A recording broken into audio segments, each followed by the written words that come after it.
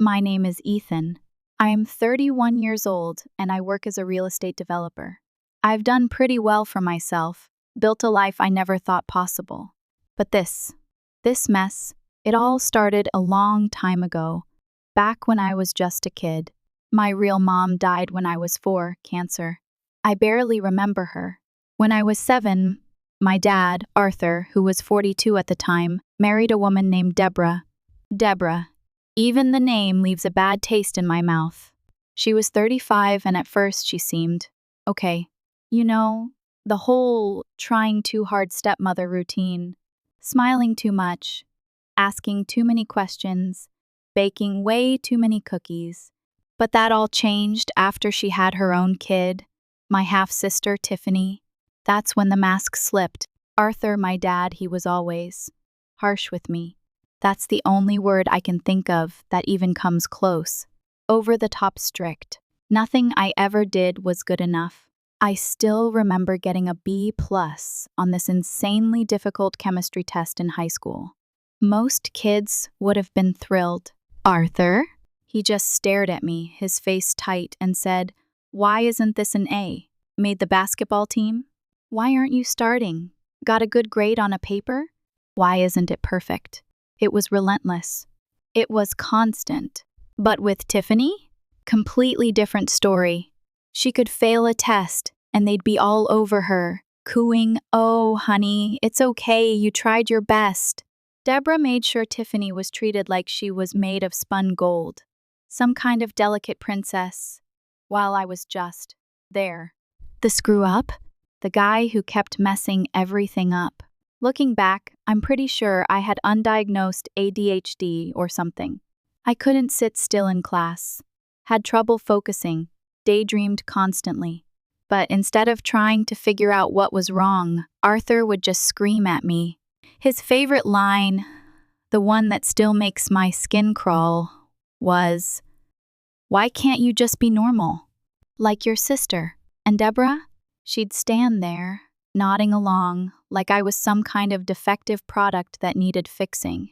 Arthur worked crazy long hours at his construction company, so he wasn't home much. That's when Deborah would really show her true colors. She'd forget to make enough food for dinner, so I'd have to make myself a sandwich. She'd accidentally wash my clothes wrong, shrinking them or ruining them. Little things I couldn't really prove. You know what I mean? If I tried telling Arthur, he'd just say I was making trouble again, because that's what Deborah had him convinced of. The worst part was the mind games. She'd move my stuff around, then tell Arthur I was being messy. Something would get broken, and somehow it was always my fault. Arthur believed every word, because why would Deborah lie about that? She had him completely wrapped around her finger. He saw her as this perfect, loving wife and mother, and he was blind to everything else. Then came the day that changed everything. The day the rot really started to set in. I was walking home from school, taking my usual shortcut through Wilson Park.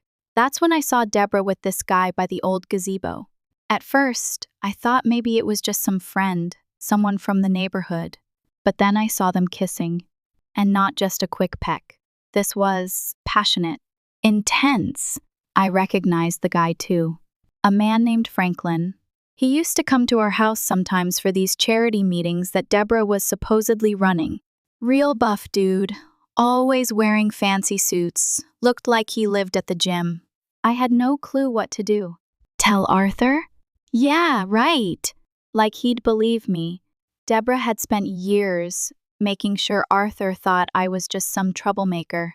Plus, Tiffany was only 8 at the time, and Arthur was obsessed with her. He'd probably think I was just jealous or trying to cause problems. So I kept my mouth shut, tried to forget what I saw. But it was like trying to forget a punch in the gut.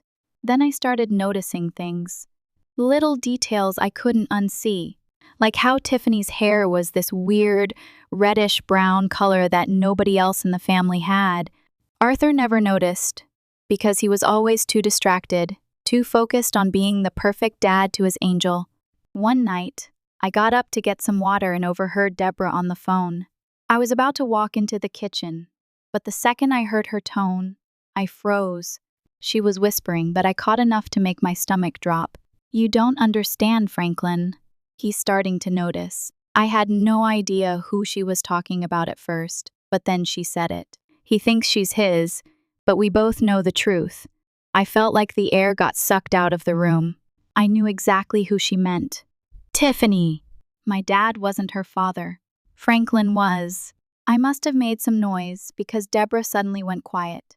Then she called out, "All fake sweetness, Ethan? Honey, you shouldn't be up this late." I bolted back to my room before she could see me. My heart was pounding so hard I thought I'd be sick. I didn't have proof, but I knew. I knew the truth. And I knew Deborah would do anything to keep me from telling Arthur. I had become a loose end, and she needed to tie me off. It didn't take long for Deborah to figure out that I knew something. She started watching me like a hawk, especially around Tiffany. I couldn't even walk past Tiffany's room without Deborah appearing out of nowhere, asking what I was doing. It was suffocating. She started telling Arthur I was acting weird around Tiffany, building her defense, laying the groundwork. I get it now. She was building up to something, making Arthur suspicious of me, planting the seeds of doubt. I remember this one time I was just helping Tiffany with her multiplication tables, basic math stuff, you know. She was struggling with the sevens. Deborah came in and practically yanked Tiffany away, saying she'd help instead. Then she told Arthur I was getting too close to Tiffany. The way she said it, man, I can still hear her voice in my head. Makes me feel sick, even now. That's how things went for like 2 weeks. Deborah watching every single thing I did, whispering stuff to Arthur when she thought I couldn't hear. I was walking on eggshells, constantly on edge. Arthur started giving me these looks at dinner. Suspicious. Disgusted. Like I was some kind of monster. I tried staying out of the house as much as I could, but that just made everything worse. Deborah told Arthur I was probably doing drugs or something. Skipping school to meet up with bad people. Anything to blacken my name. And nobody even asked if I was okay. Nobody cared that my grades were tanking because I was so stressed out. Arthur just got angrier and angrier. He started yelling at me for everything, even things that weren't my fault. About 2 weeks after I saw Deborah with Franklin in the park, I came home from school like normal. Only, something felt wrong right when I walked in. There were 2 police cars parked outside our house. I could hear Deborah crying before I even opened the door. That super fake, dramatic crying people do when they're trying to get attention. I walk in and there's Deborah on the couch, sobbing her eyes out, with 2 cops sitting across from her. Arthur's standing in the corner, looking like he's about to murder someone. Tiffany's nowhere to be seen. Everyone stops talking and looks at me when I come in. The air in the room felt thick, heavy with unspoken accusations. One of the cops stands up and asks if we can talk. They take me to the kitchen while the other cop stays with Deborah and Arthur. That's when they tell me that Deborah and Tiffany told them I'd been touching Tiffany. Like, inappropriately. I couldn't even process what they were saying at first. My brain just shut down or something. It felt like I was underwater, struggling to breathe. I kept saying, "What? No!" That never happened. Over and over. But they just kept asking these horrible questions. Where did I touch her? How many times? Did I threaten her to keep quiet? I felt like I was going to throw up. I could hear Deborah in the other room, still doing that fake crying thing, saying stuff like, "I should have known. I saw the signs." Arthur wasn't saying anything, just standing there with his fists clenched, his face a mask of barely controlled rage. The cops asked if I wanted to make a statement. I told them Deborah was lying, that she was trying to get rid of me because I saw her cheating on Arthur. Big mistake. They didn't believe me. Arthur completely lost it when he heard me say that. Started screaming about how I was trying to ruin his marriage because I was jealous of Tiffany. Called me every name you can think of. Said I was sick in the head and needed help. The cops couldn't find any actual evidence, obviously, since nothing ever happened. Plus, I was only 15 back then. But the damage was done. The seed of doubt had been planted. Arthur threw a garbage bag at me and told me I had 10 minutes to pack my stuff and get out. Said if I ever came near Tiffany again, he'd kill me himself. I tried one more time to tell him about Deborah and Franklin, about Tiffany not even being his daughter, but he literally grabbed me by my shirt and shoved me toward the stairs. I'd never seen him that angry before. The rage was bubbling off of him, a palpable thing. Deborah was standing there with this tiny, almost imperceptible smirk that only I could see. Victory! I grabbed whatever clothes I could fit in the bag and my school backpack. Tried to get my Game Boy, but Arthur said everything in the house was his since he paid for it. The whole time I was up there, I could hear Deborah downstairs, probably making sure Arthur stayed mad, feeding him lies. When I came back down, Tiffany was there. She looked confused, like she didn't understand what was happening, like a doll being manipulated in a play she didn't understand. Deborah had her arms around her, like she was protecting her from me. That's what kills me the most, even now, the look on Tiffany's face. She was just a kid. Deborah used her own daughter to get rid of me, weaponized her innocence. Arthur told me to give him my house key, said I wasn't his son anymore. Deborah made this fake, sad face and said, "Maybe someday you'll get the help you need." I wanted to scream that she was lying, that she was the one who needed help. But what was the point? They weren't going to believe me. They watched me leave, probably making sure I actually went. I looked back once. Arthur was holding Tiffany, and Deborah was still doing that fake crying thing. The last thing I heard was Arthur telling Tiffany she was safe now. Safe from me! I walked around for hours that night. Had like $40 in my wallet and no idea what to do. Couldn't go to any of my friends' houses, because Deborah had already told all their parents. I was some kind of predator. She'd planned this whole thing perfectly. Cut me off from everyone and everything I knew. Left me with nothing. I finally found this abandoned building where some homeless guys stayed. They let me crash there that first night. That's where I lived for the next few months. My life as Ethan, the kid who grew up with Arthur and Deborah, was over. A new life, one I never asked for, had begun. I couldn't go to school anymore, obviously. Couldn't get a real job either, 'cause I was only 15. I did some stuff I'm not proud of just to eat. Small-time theft, mostly. Shoplifting food, sometimes boosting clothes to sell. Nothing violent. But yeah, not exactly building a resume. The worst part was that Deborah made sure everyone in town heard her version of the story. I couldn't go anywhere without people giving me these looks. Disgusted. Fearful. Like I was diseased. Lost all my friends. Even teachers who used to like me wouldn't talk to me anymore. My whole life was just gone. Erased. As if I'd never existed. That's why I had to leave town, eventually. There was nothing left for me there.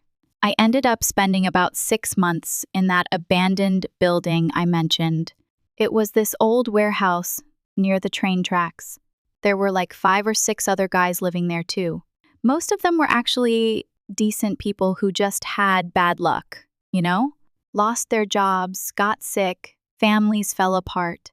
Just life kicking them when they were already down.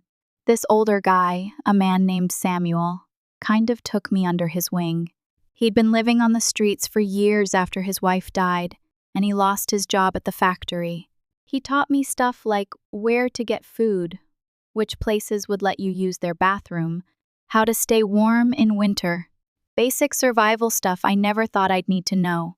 I kept thinking Arthur would snap out of it, realize the truth and come get me, that he would see through Deborah's lies and understand that I never touched Tiffany. I hoped, prayed even, that the father I knew wasn't completely gone. But he never did. He just didn't care. Or maybe he just cared more about his image, about what people thought.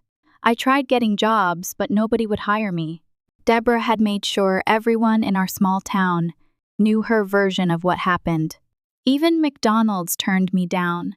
I was that guy, the one everyone whispered about at the grocery store. Parents would literally pull their kids away if they saw me coming. Started doing some sketchy stuff to get by. Mostly petty crimes, as I said before. Selling stolen goods for money. Nothing that would hurt people. Samuel kept telling me I needed to leave town, start fresh somewhere else. Kid, he'd say, you gotta get out of this place. They ain't never gonna let you live it down here. But I was scared, you know? I was just a kid, really. Where was I supposed to go? I had no money, no skills, no one to turn to. Then one night, the cops showed up at the warehouse.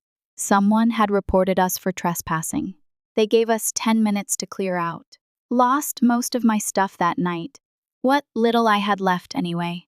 A blanket I'd managed to scrounge up, a couple of changes of clothes, a worn-out book Samuel had given me.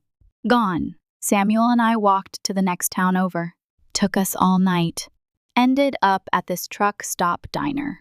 I was counting my money. Had like $27 left. Barely enough for a bus ticket anywhere. That's when Samuel tells me he's got a cousin in the city who might be able to help. Said his cousin manages some restaurants and owes him a favor from way back. He's a good man, my cousin, Samuel said. He'll help you get on your feet. The city was like 200 miles away. A world away, really.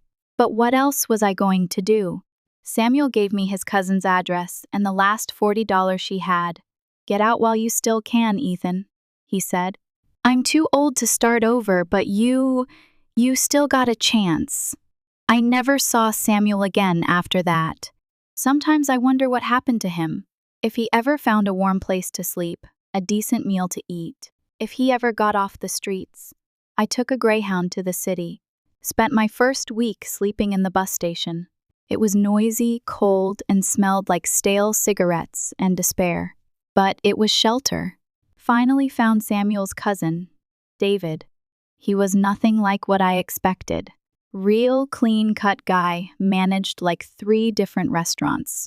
Seemed way too put together to be related to Samuel. But he was true to his word. He gave me a job washing dishes at this fancy Italian place downtown. Just until you get on your feet, he said. And you keep your nose clean, understand? I ain't gonna stick my neck out for you twice. The first few months were rough. I was sleeping in the restaurant storage room. David let me crash there after hours. I saved every penny I could. Ate mostly bread and whatever scraps I could sneak from the kitchen. Finally got enough to rent this tiny room in a really bad part of town. But hey, it was mine. 4 walls and a door I could lock. It was more than I'd had in months. I started learning everything I could about the restaurant business. Moved up from dishes to prep cook, then line cook. The head chef, a grizzled old Italian named Marco, noticed I was good with numbers and started teaching me about food costs, inventory, stuff like that. He saw something in me, I guess. Potential, maybe? Or maybe he just felt sorry for the homeless kid who worked harder than everyone else. That was the beginning. The first crack of light in the darkness. I just had to keep pushing, keep fighting. I owed it to Samuel, to myself, to the memory of the boy Deborah and Arthur had tried to destroy. The restaurant had this regular customer, a young woman named Olivia. She'd come in with her mom like twice a week, always sat in my section after I became a waiter. She was in college, studying business or something. We'd talk whenever it wasn't too busy. Just small talk at first. The weather, the food, whatever. She was the first person in years who didn't look at me like I was garbage. Like I was something to be feared or avoided. She actually saw me. I remember exactly what she said that first night. Hey, she asked, looking at me instead of the menu. What's good here? I probably sounded like an idiot when I answered. The carbonara is pretty great. Marco makes the sauce from scratch. She smiled. You actually know who makes the food? Most places I go, the servers just read the specials and disappear. We ended up talking for like 10 minutes about food, about Italian cooking, about how much I hated washing dishes. Her mom just sat there smiling, watching us. Later, I heard her mom say, Olivia, stop bothering the poor waiter. He has other tables. Olivia looked around the empty restaurant and laughed. Yeah, Mom, he's clearly swamped. They started coming in more often, always requesting my section. Olivia was studying business at the local college, and she'd sometimes bring her homework with her. One night, she was struggling with some accounting stuff. This makes no sense, she groaned, staring at her textbook. How can a company lose money but still show a profit? Creative accounting, I said, almost without thinking, while refilling her water. They're probably moving numbers around to make it look good for investors. Hiding expenses, inflating revenue, that sort of thing. She looked at me like I'd grown a second head. How do you know about corporate accounting? Truth was, I'd been reading business books at the library, wanted to understand how restaurants worked, how the whole financial side of things operated. Maybe open my own place someday. I told her this, and she got super excited. That's amazing! Most people our age don't care about this stuff. Hey, want to look at this problem with me? Next thing I know, I'm sitting at her table during my break, helping her with her homework. Her mom would just watch us with this knowing smile. This went on for months. Olivia would come in, we'd talk about business stuff, and I'd try not to fall in love with her. Failed miserably at that part, BTW. She was so smart, so kind, so everything I wasn't, but she never made me feel stupid, never looked down on me. Like this one time, she said, I don't get why you're working here, Ethan. You're clearly good at this business stuff. You should be doing something more. I mumbled, feeling embarrassed. Not everyone can afford college, Olivia. She shrugged. You don't need college to be successful. My dad never went, and he owns 3 companies now. He says experience matters more than degrees. That conversation stuck with me. Started thinking maybe I could do more than just work in restaurants. That I wasn't destined to be a dishwasher for the rest of my life. I eventually got my GED by studying at the library on my days off. Olivia helped me with the math parts. She never asked about my past, and I never told her. Was too scared she'd stop talking to me if she knew. If she found out about what Deborah and Arthur had done, that was my life for about 5 years. Wake up, work, study, sleep, repeat. Didn't date, didn't make friends really. Just focused on surviving and trying to be better. Building a future for myself. The whole time I kept thinking about Tiffany, hoping Deborah wasn't messing her up too badly. Wondering if she ever thought about me, if she ever questioned what happened. Then came the night that changed everything. The night Olivia gave me the opportunity of a lifetime. We were working late on a project proposal. Just us in the office. She was stressed. I was calm. We made a good team. Guess what? Olivia said suddenly. For someone so smart about business, you're really dumb about some things. What do you mean? She looked me right in the eyes.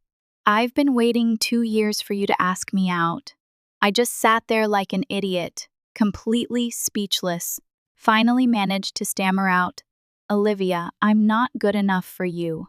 There's stuff about me you don't know. She tilted her head, her eyes searching mine. Try me. So I just told her everything. About Deborah? About the lies. About being homeless. About the shame and the anger and the fear that had been gnawing at me for years. I kept waiting for her to look disgusted or scared, to recoil from me. Instead, she started crying. Then she got mad, not at me, but at Deborah and Arthur. Those horrible people, she said, her voice shaking with emotion. How could they do that to their own son? Then she kissed me, just reached across the desk and kissed me. And yeah, that's how Olivia and I finally got together. But life, as it always does, has a way of bringing up the past when you least expect it. And the past? It was about to come crashing down on me with the force of a tidal wave.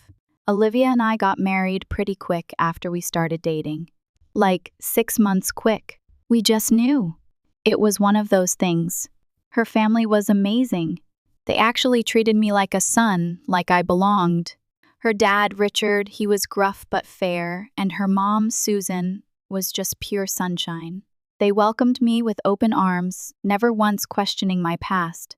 We had our first kid, a boy, Thomas, and bought this really nice 5-bedroom house in a good neighborhood. A place where my son could grow up safe and loved, far away from the shadows that had haunted my own childhood. Life was perfect, almost too perfect. I kept waiting for the other shoe to drop. Then, about 3 months ago, I was scrolling through Facebook at work, procrastinating on a particularly tedious budget report, and I see this friend request. My heart stopped. The profile pic shows Arthur, looking way older than I remembered. Gray hair, wrinkles etched deep into his face, a haunted look in his eyes. I just sat there staring at my phone like an idiot, my hand shaking so badly I almost dropped it. Olivia noticed something was wrong as soon as she got home. I was sitting in our kitchen, just staring at nothing, a half-eaten sandwich in front of me. "Ethan? Babe, what's wrong?" she asked, putting Thomas down for his nap. "Arthur, Dad, found me on Facebook," I said, the words feeling heavy and strange in my mouth. "He sent a friend request." She sat down next to me, taking my hand. "What are you going to do?" "No idea. Haven't opened his message yet. Don't even know if I can." Olivia squeezed my hand. "Want me to read it first?" I nodded, feeling numb. I unlocked my phone and handed it to her. She opened the message and started reading out loud, her voice calm and steady. "Son, I know it's been a long time. I'm getting older now, and I've been thinking a lot about the past. Not a day goes by that I don't think about you. Deborah and I want to make things right. Tiffany misses her big brother. Please give us a chance to explain. Love, Dad." I laughed, but it wasn't a happy laugh. It was bitter and hollow. "Tiffany misses me? She probably doesn't even remember me. She was 8 when everything happened." Olivia squeezed my hand again. "You don't have to respond, you know. You can just ignore it." But I did. Maybe I'm an idiot. Maybe I'm just a glutton for punishment. But I wanted to know why. Why now, after 16 years of silence? What had changed? So, I accepted the request and messaged back. "Why now?" His response came fast. Almost too fast. Like he'd been waiting for me. "I'm 58 now. Had some health scares. Made me realize life's too short for grudges. Tiffany's getting married soon. Would mean a lot to have you there." We messaged back and forth for a few weeks. Cautiously. Tentatively. Like we were both walking on eggshells. I found out Tiffany's 24 now. Works in marketing, engaged to some lawyer guy. Deborah's still the same, according to Arthur. Still the same manipulative woman I remembered. Olivia kept telling me to be careful. "People don't change that much, Ethan," she said, her voice laced with concern.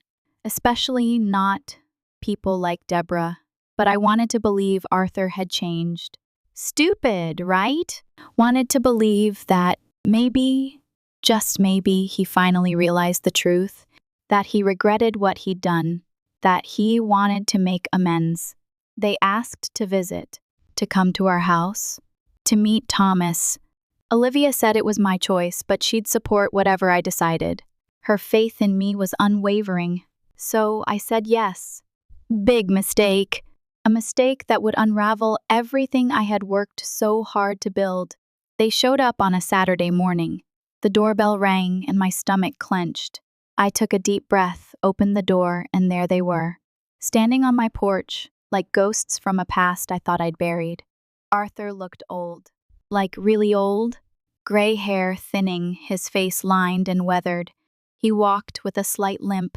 The once imposing figure of my childhood had shrunk, diminished by time and, I hoped, regret. Deborah looked exactly the same, maybe a few more wrinkles around her eyes, but she still had that practiced smile, that unnervingly perfect facade. It was like no time had passed at all. The same cold, calculating glint was there. Tiffany had grown up, looked even more like Franklin now. The resemblance was uncanny. The reddish-brown hair, the strong jawline, the set of her eyes. It was all there. But nobody seemed to notice except me. Or maybe they were just choosing to ignore it, the way Arthur had always done. The first few minutes were awkward. Stilted conversation, forced smiles, nobody knowing what to say. I introduced them to Olivia, who was polite but wary, her eyes constantly scanning the room. She knew this was dangerous. She was ready to protect her family. Then Tiffany saw our family photos on the mantelpiece. Pictures of Olivia and me, of Thomas, of our life together. "Is this your son?" she asked, looking at pictures of Thomas playing in the park. Her voice was soft, almost hesitant. "Yeah," I said. "That's Thomas. I'm an aunt," she whispered, her eyes welling up with tears. Deborah immediately went to comfort her, putting her arm around her and whispering soothing words. Same old Deborah? Always the spin doctor, always the one in control. Arthur stepped into my house like he belonged there, his eyes sweeping over everything, taking it all in with that barely hidden approval he never used to give me. Sizing up my success. "You've done well for yourself, Ethan," he said, nodding slowly. "Real estate development, huh? Never would have guessed." I folded my arms, already bracing for whatever this visit was really about. The compliments were always followed by a request, a favor, a demand. "Olivia's dad gave me a chance," I said, letting the words hang in the air. A subtle reminder that he hadn't, that he had thrown me away. Deborah, ever the master of deflection, jumped in before the silence got too heavy. "We all made mistakes back then, Ethan," she said, her voice syrupy. "We're here to make things right." Olivia, who had been standing near the door like she was waiting for a reason to leave, took the out immediately. "I'll go check on Thomas," she said, disappearing down the hallway before she could say something she'd regret. Smart woman. Tiffany, though, had no such filter. She wandered through the living room, her fingers skimming across the furniture, the walls, like she was trying to claim it, like she was entitled to it. "This house is amazing," she said, peering down the hallway. 5 bedrooms. "But you only have 1 kid?" I forced a polite smile. "Planning for more," I said, "and we use one as an office. Not that it's any of your business." Arthur clapped a hand on my shoulder, steering me toward my office with that whole let's talk man-to-man routine that should have been my first warning. He sank into my chair like he owned it, swiveling around to face the window. "Son," he started, his voice low and serious.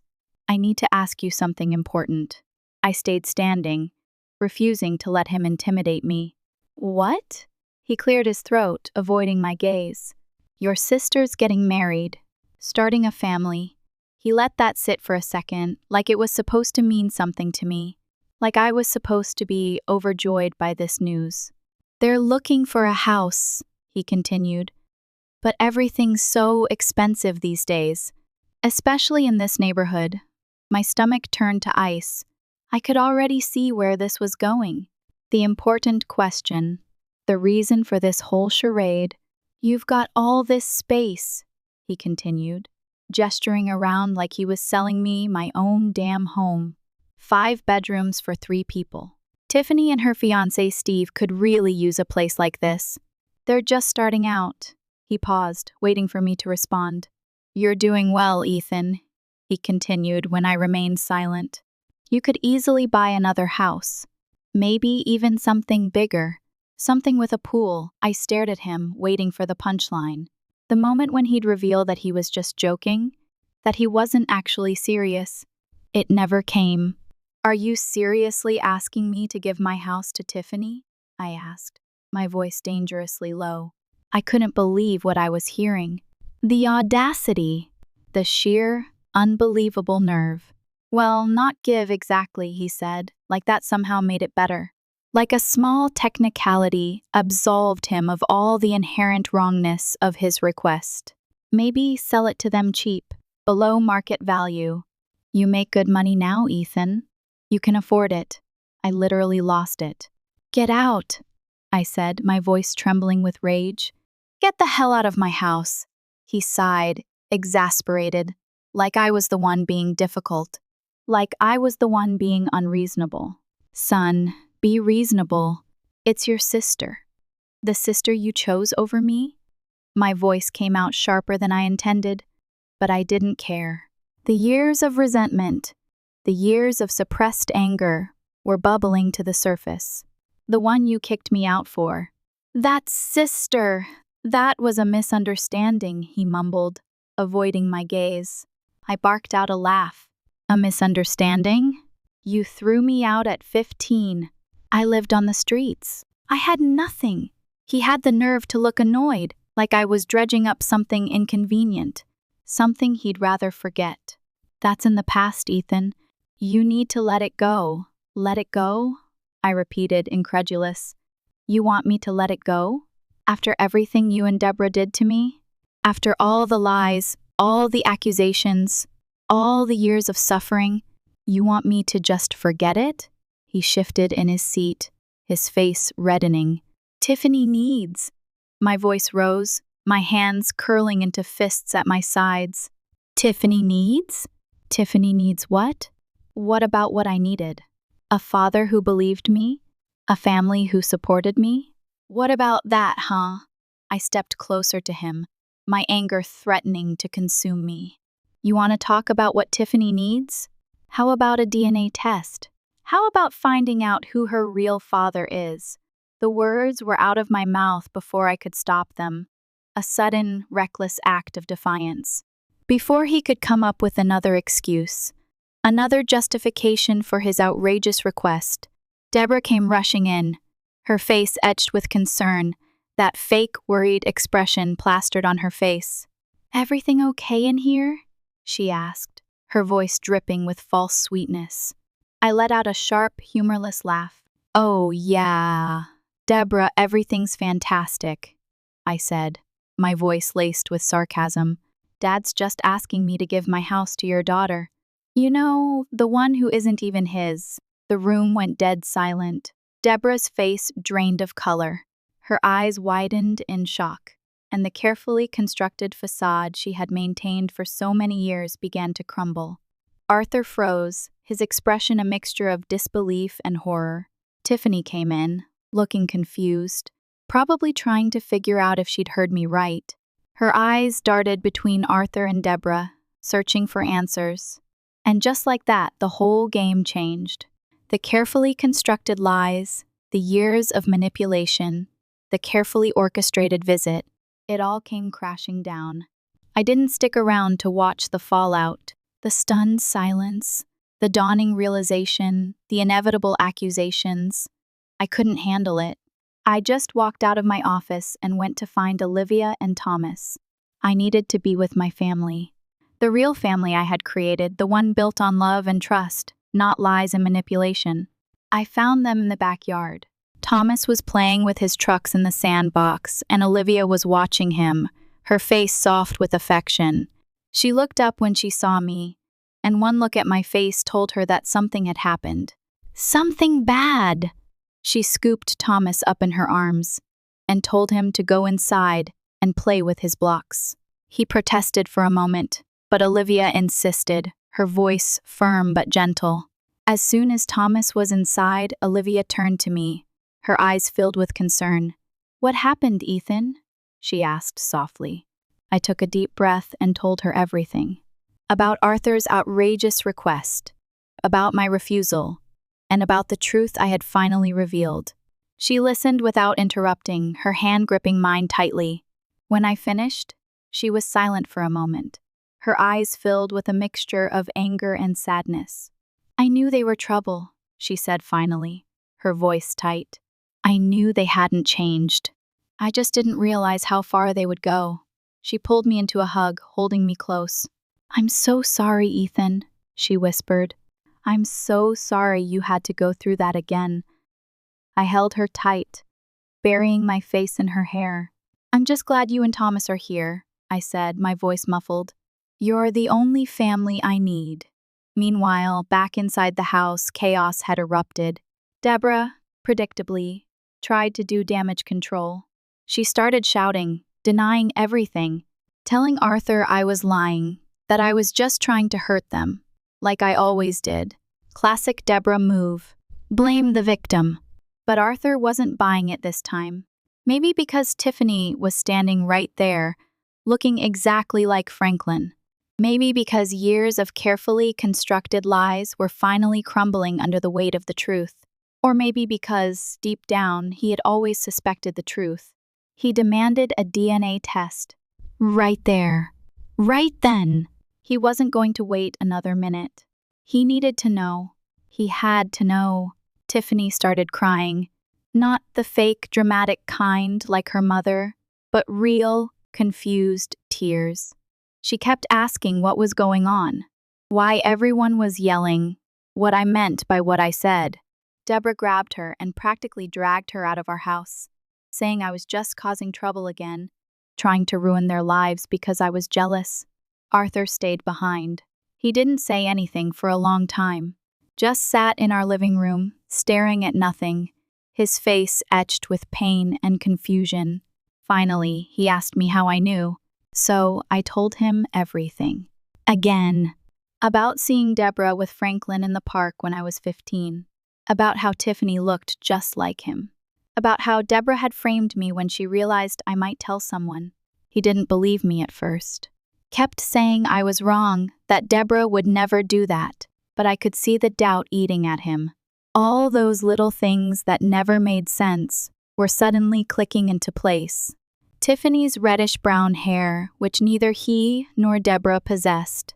Her facial features, which didn't match anyone in the family. Deborah's constant need to keep me away from Tiffany. It all added up. It all made sense. The carefully constructed illusion of his perfect life was shattering before his very eyes. And he didn't know what to do. The next week was crazy. An emotional roller coaster. A whirlwind of anger, betrayal, and disbelief. Arthur actually got that DNA test done. He couldn't wait. He needed to know the truth. He came to my office when he got the results. Didn't even wait to get home. Just walked in, sat down in the chair opposite my desk, and broke down crying. The test showed 0 chance he was Tiffany's father. 0. Everything he thought he knew about his life for the last 24 years was a lie. A carefully constructed fabrication designed to keep him in the dark. I should have felt satisfied. Maybe even happy. This was proof that I'd been telling the truth all along. That I hadn't been crazy. That I hadn't been lying. That I had been the victim of a cruel and elaborate deception. That I'd been telling the truth all along. But watching my dad cry in my office, seeing this man who'd always seemed so strong, so stoic, so invincible, completely broken, just made me feel empty. Hollow! This man who'd always terrified me as a kid, who had loomed over me like a disapproving giant, now looked small and vulnerable. His shoulders were slumped, his face was wet with tears, and his eyes were filled with a pain that I couldn't comprehend. He asked about Franklin. Did I know where he was? What he did? Did I ever see him again? I told him what little I knew. That Franklin used to hang around the homeless shelters sometimes, usually messed up on something. That I hadn't seen him in years, and had no idea if he was even still alive. Arthur walked out of my office looking like he'd aged 2 decades in 10 minutes. He was a broken man, but he wasn't defeated. He was furious. A smoldering, barely controlled rage simmered beneath the surface of his grief. I figured that was the end of it, that they would deal with their own mess, and that I could finally move on with my life, that it wouldn't be my problem anymore. Then Olivia called me at work the next day, her voice trembling. Turned out Arthur had gone home and lost it. Deborah, true to form, tried to spin it, tried to deny everything, said the test had to be wrong, that the lab made a mistake, that I had somehow manipulated the results. She pulled out all the stops, using every trick in her arsenal to convince him that she was innocent. But for the first time, Arthur wasn't buying it. Decades of manipulation and lies came crashing down all at once, and he snapped. Something inside him broke. He didn't just yell. He didn't just scream. He hurt her. Bad. She's in the hospital now, Olivia said, her voice barely above a whisper. Her words hung in the air, heavy with dread. 3 fractured vertebrae, doctors say. She'll probably need pain meds for the rest of her life. My blood ran cold. I tried to process what Olivia was saying, but my mind was racing. Arthur? My father?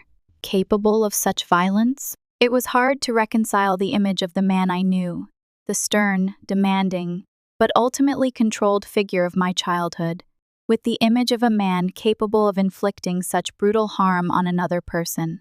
But then I remembered the rage I had seen in his eyes that day, the barely suppressed fury that had always simmered beneath the surface. And I realized that maybe I hadn't known him as well as I thought. Tiffany was the one who called the cops, Olivia continued. She was hysterical, sobbing uncontrollably. Arthur got arrested right there in their living room. They're talking 3 to 5 years, Olivia said, since he's got a clean record, and his age might work in his favor. But Deborah's family is pushing for the maximum sentence. They're furious, and they want to see him pay for what he did. And Tiffany, her whole world just collapsed overnight. The wedding's off, Olivia said. Turns out her fancy lawyer fiancé wasn't interested in inheriting this level of baggage. He dumped her as soon as he heard what happened. Said he couldn't handle the drama. Now she's been blowing up my phone, Olivia said, her voice laced with exasperation, begging me to help her find her real dad. Olivia keeps telling me to block them all, she said, to walk away and be done with it. And she's probably right. It's the smart thing to do, the safe thing to do. But part of me can't, I admitted. Not for Deborah, not for Arthur, but for Tiffany. She didn't ask for any of this. She's a victim too. Everything she thought was true about her life just turned into a lie. She's lost her fiancé, her father, her mother, everything. Olivia sighed. I know, honey, she said, but you have to be careful. You can't let them drag you back into their mess. You have a family to protect now. I know, I said. I just don't know what to do. Then today I heard some more news. More bad news. Deborah's already hooked on the pain meds, Olivia said. Her sister checked her into rehab. Turns out she'd been taking pain pills way before Arthur put her in the hospital. That's why she was so paranoid, so manipulative, so crazy. Tiffany's staying with her aunt, Olivia continued. Refuses to even speak to Deborah. She's completely devastated. And Arthur, he's looking at real prison time. He's scared, alone, and filled with regret. Their perfect little family, gone. Just like that. Destroyed by lies, betrayal, and violence. And the weirdest part is, I don't feel good about any of it. I thought proving I was telling the truth would feel satisfying, that I'd finally feel some kind of justice, that I would be able to put the past behind me and move on with my life. But it just feels empty, like watching a house burn down long after there's anything left inside to save, like witnessing the complete and utter destruction of a family, even though that family had caused me so much pain. It's a hollow victory, a Pyrrhic triumph. At that time, I was just focusing on my family, on Olivia, on Thomas, trying to shield them from the fallout of my past. Olivia was pregnant again, a girl this time, and those extra bedrooms were finally going to good use. Just not in the way Arthur and Deborah had expected. Funny how life works out sometimes. However, after 2 months, everything continued to change. Things have gotten even more complicated, more twisted, more messed up. Arthur's trial was last month, I mentioned. I didn't go. My lawyer advised against it. Said it would only complicate things. Plus, the first honestly didn't want to see any of them. The thought of facing Arthur, of seeing Deborah in her pathetic state, of confronting Tiffany with the truth about her life, it was all too much to bear. I found out through Tiffany that he got 3 years. Could have been worse, she said. The judge took his age and clean record into account. But still, at 58, 3 years is a long time. A life-changing amount of time. Deborah's still in rehab. Turns out she'd been taking pain pills way before Arthur put her in the hospital. Her sister told Tiffany that Deborah's been using them for years. Just hit it really well. Makes sense now, Tiffany said.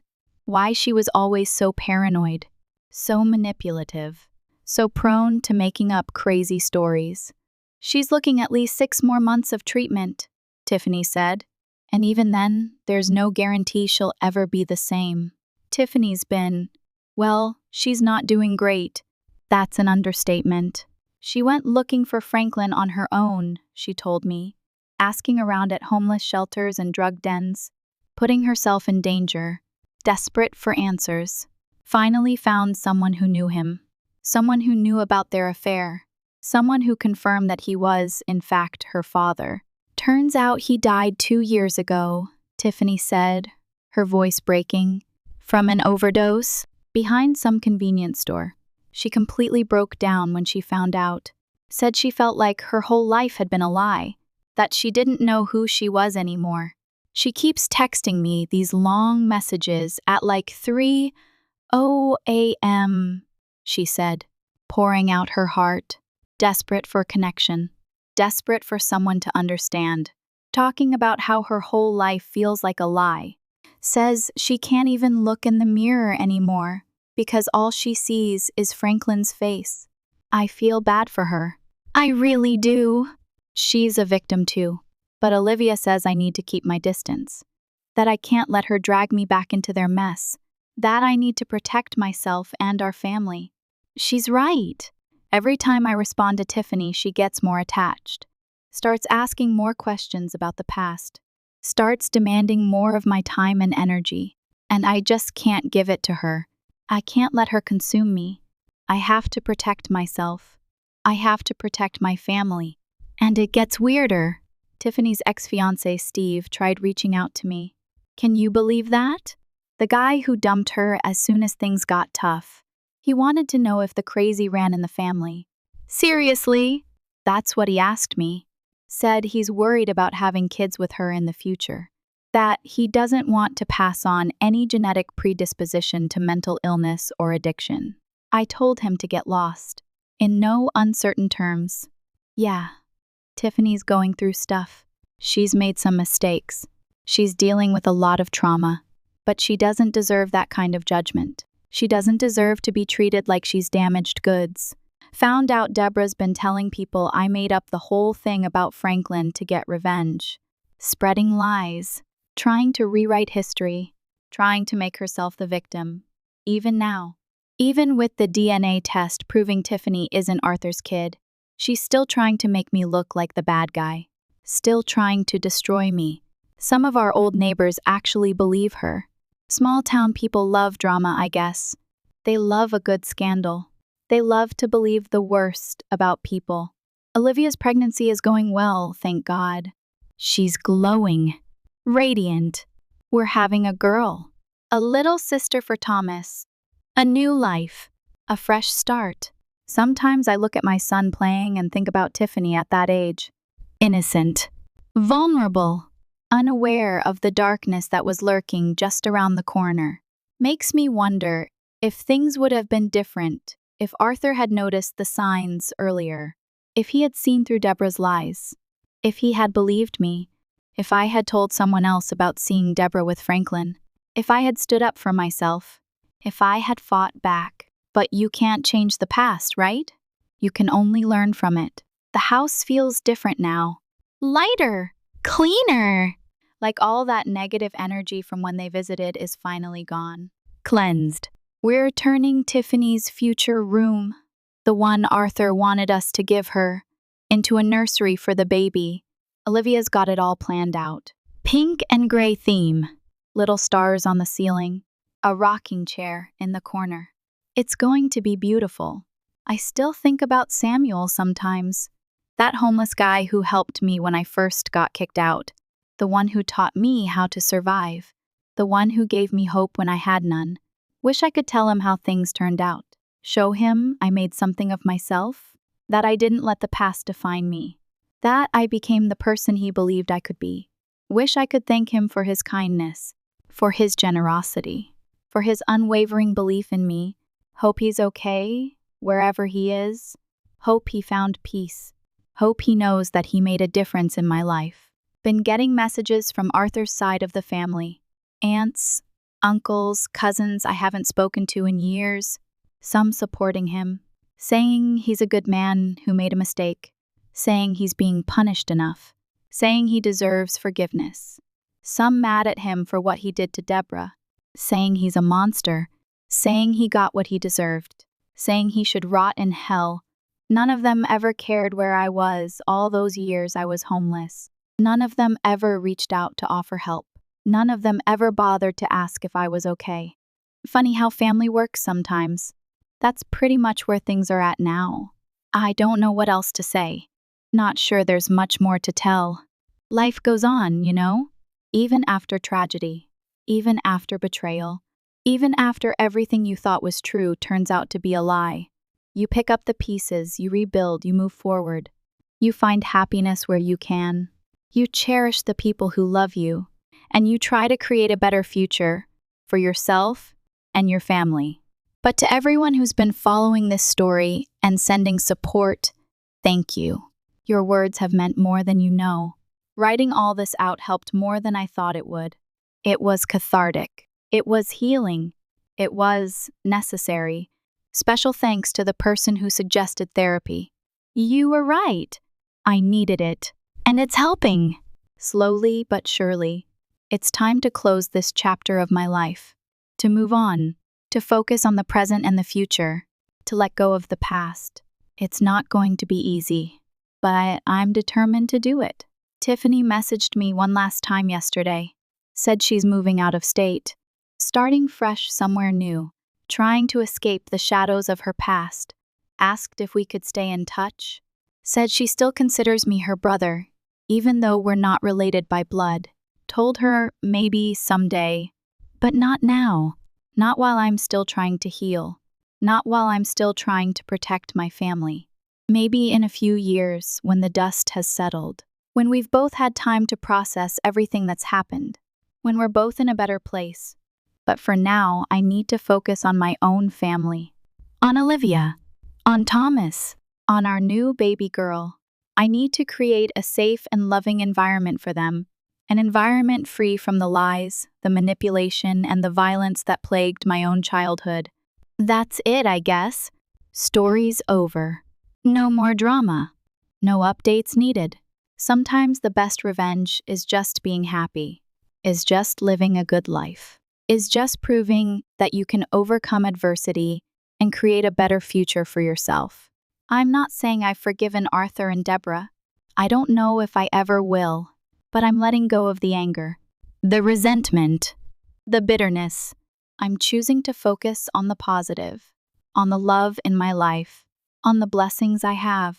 I'm choosing to be a better man, a better husband, a better father. That's all I can do, and that's enough. Thank you all for listening.